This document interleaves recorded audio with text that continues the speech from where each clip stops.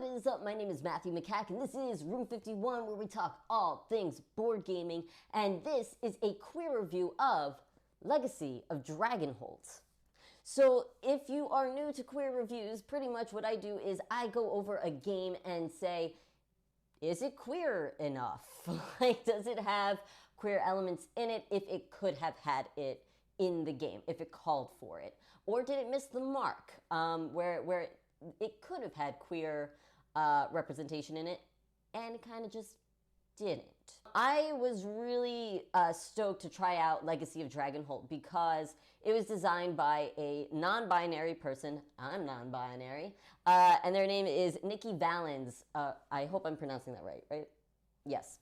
I hope I'm pronouncing their name properly. But this game was also interesting to me because I love the whole fantasy world stuff and I love RPG, story-driven things. And that's what this game is all about. It's all about the story-driven stuff. So, also with the queer reviews, you already know I like the game, right? So that's not really what this is about. It's not really about like how the game plays or if I like it. You already know I like this game.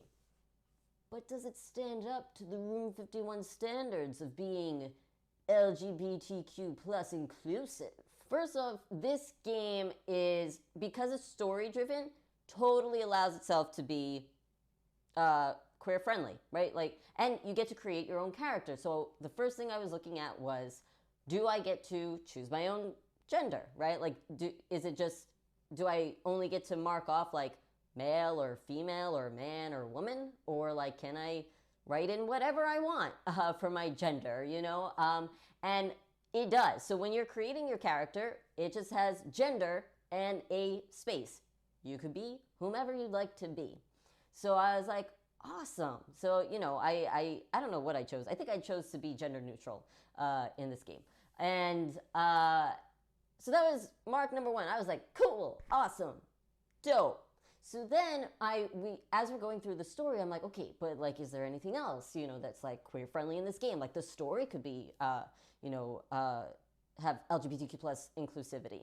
So I'm going through the story, and now I don't want to give away any spoilers or anything. So this will be a spoiler-free queer review.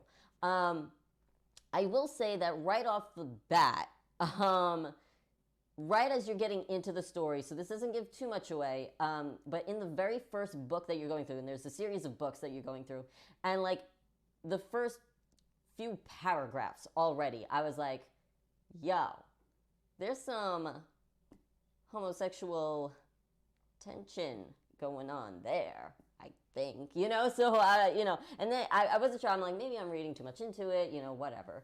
But maybe I'm not. As you go along, this world has homosexual folks, trans folks throughout the story and stuff, and it does so very nonchalantly, which is very cool. It's just a part of the world, and it doesn't bring any like attention to itself or anything. It's just like, yeah, duh, like that, it's part of it. You know what I mean? Like it's not like, you know, power to those who are LGBTQ plus, you know, it's not like that. It's very like, this is just part of the world and this is how we're going about it. And everybody else in the world is like, yeah, like that's their pronouns and stuff, you know, or yeah, they love each other. Okay. You know, so that is really, really cool. And I love it when games and movies and shows do that.